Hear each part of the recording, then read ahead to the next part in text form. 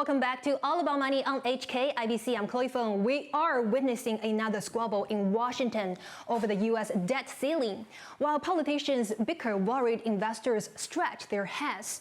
The debt ceiling, now at $31.4 trillion US dollars, is the maximum amount the American government can borrow to meet its financial obligations. Republicans and Democrats are now racing to find a compromise to raise the ceiling, and if they fail, Washington will not be able to pay its bills and will trigger the first ever default in the U.S. history, and that will send shockwaves across the global financial markets. So how worried should we be, and how will it affect Asia? Let's ask Andrew Freris, Chief Executive of Ecognosis Advisory. So Andrew, welcome to our show. Earlier we have talked about the Chinese economy. Now let's switch our attention to the U.S. economy, about a very painful development as well, about the debt ceiling. So what would you make about this recent development? And now both President Biden and also the congressional leaders are vowing to reach a deal, hopefully by the end of this week. Are you optimistic about this? Watch me. I'll tell you why I'm being so direct about that. Okay, people have got amazingly short memories. Okay, well, I've got a huge memory and I've got a huge experience in the market. That thing, since the year 2000, it has happened 8 times. Okay, it is not true. Actually, it is so factually untrue. I get very mad.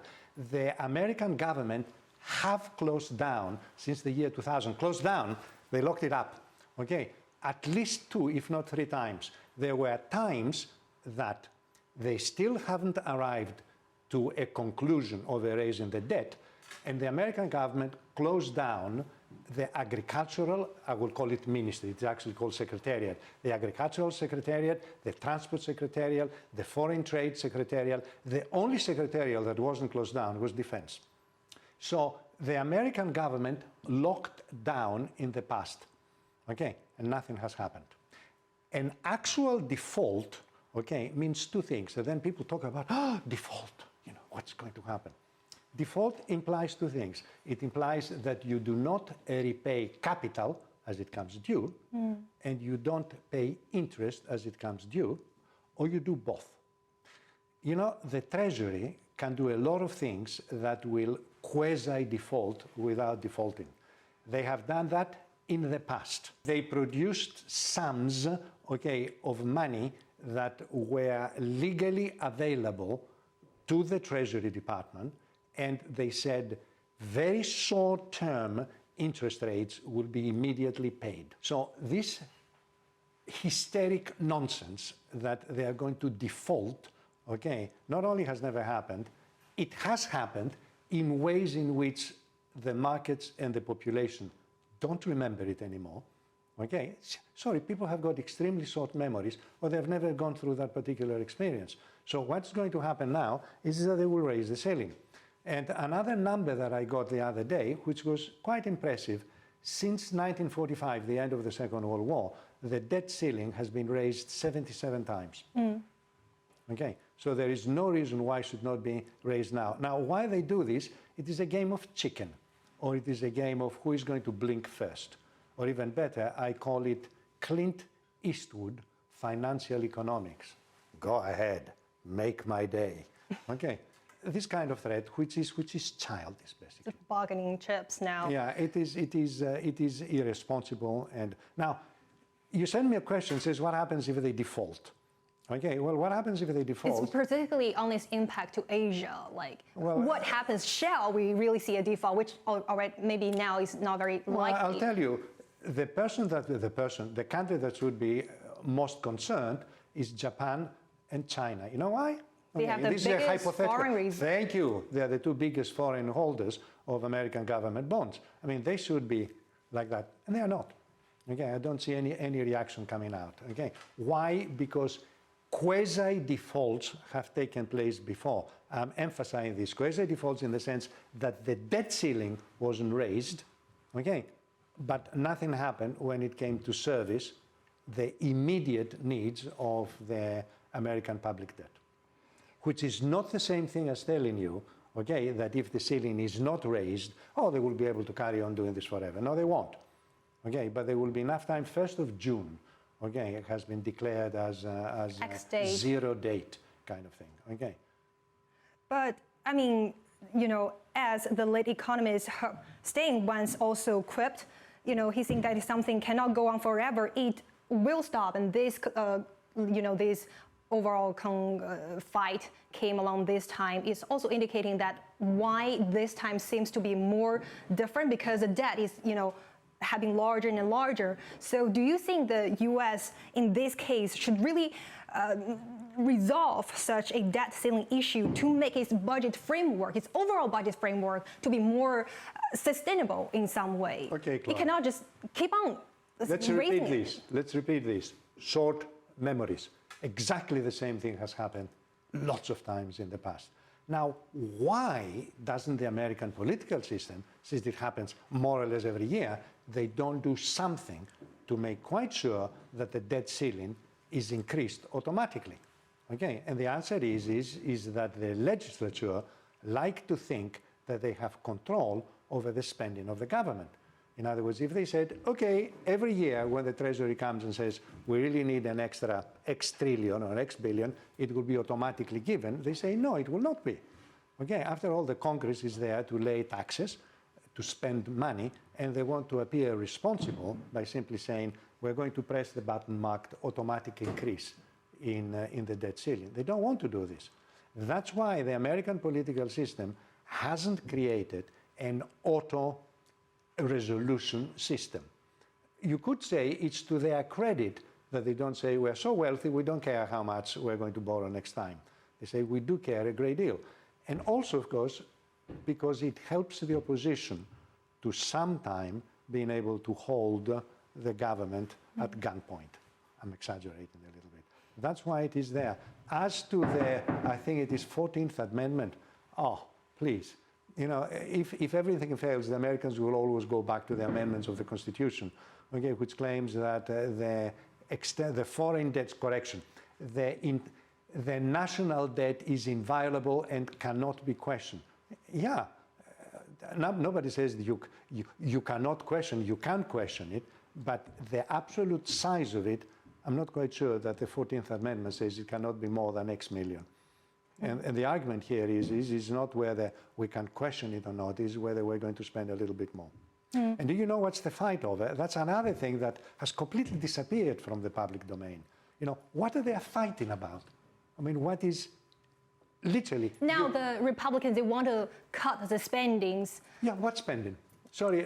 There are the green vehicles like credits. It is much more complicated than that.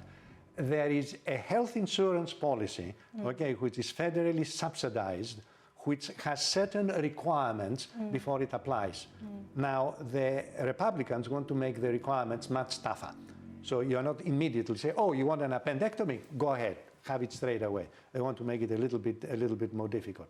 Also, there is a system of subsidized access to supermarkets. People are not aware of that. The Republicans want to make this a little bit tougher, actually significantly more tougher. And these are the two key elements on which there is a big hiccup, because all of them apply to poor people, of course. Okay, so the Democrats want to appear as if they're defenders of the poor people, and the Republicans will say, well, these are people that they will go and just stock up on ice cream and stock up on aspirins, okay, at our costs. We want to make quite sure that these things are controlled. So all this in the noise has been completely lost. What are you fighting about? Well, in this case, when do you think they will really be able to reach an agreement and to solve this issue? Like, do you have any forecast on that? 1st of June. Before the deadline? All right. And another issue is that amid this ongoing crisis, and then we also have the bank collapse previously in the US, and then we have the high interest rates, high inflation.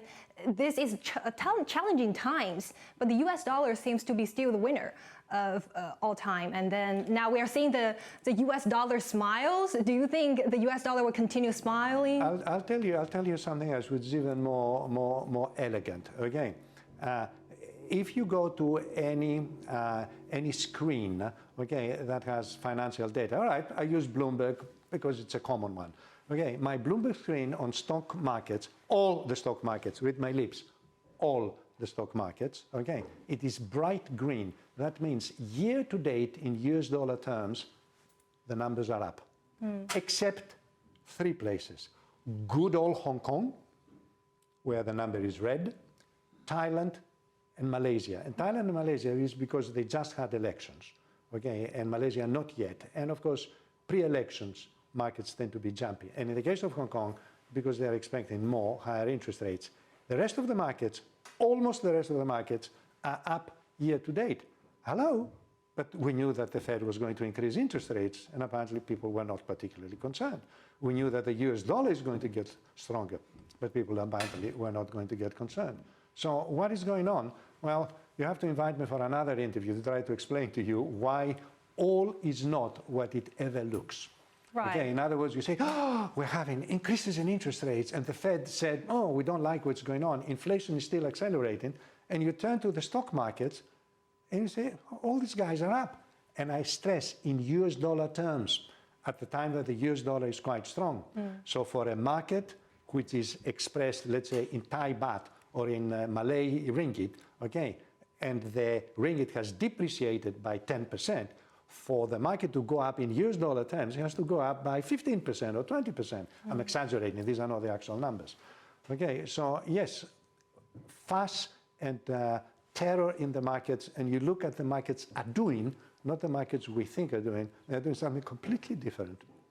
Well, and you also want to get your thought on your forecast on the U.S. interest rate development later on, like the markets have been anticipating for a possible rate cut. Do you think it's likely, or let's say, how long would the interest rates remain at its current high level? Okay, let's take not what I think, let's take what the Fed is telling us. Okay, well, it's stupid if the Fed tells me that. I'm not going to say, no, that's not, it's going to happen. The Fed wants a target inflation of 2%. Yeah. Okay, what's the rate of inflation right now? 5%. What is the average level of interest rates? 5%. So in real terms, okay, interest rates minus inflation, we have 0 interest rates, real terms. Until very recently, until about 3 months ago, we had negative real interest rates. Inflation was higher than the rate of interest. In other words, you were subsidizing people. You were lending the money at a cheap price. For the rate of inflation to come down, you will need real interest rates positive. Okay, so now let's think about this. We are now at 0. We are targeting an interest rate and inflation of 2%. Okay, then you can do Mickey Mouse economics, and I can tell you that the Fed may need to increase interest rates by another 200 basis points, assuming everything else doesn't change, for us to begin to get near a kind of a real interest rates that will be matching the rate of inflation that the Fed wants. Not my forecast. Okay, that's what the Fed is telling me. So we're not going to see the rate cuts anytime soon? Not at all. Read my lips. All right. Thank you very much for your thoughts. We'll be back next Sunday night at 8:30 p.m. So until the next time, please take care.